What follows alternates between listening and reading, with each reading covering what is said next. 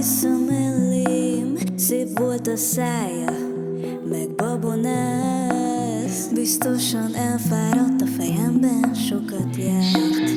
A neve nem rémlik, de itt hagyta illatát.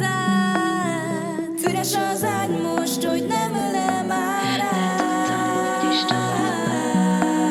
Sírja, hogy drága, légy az enyém, de aztán másnap vissza se ír. Tudod, te is olyan szédítő, hódító, memorító. Mögötte a lányok sutogva mondják, hogy ő a csok király.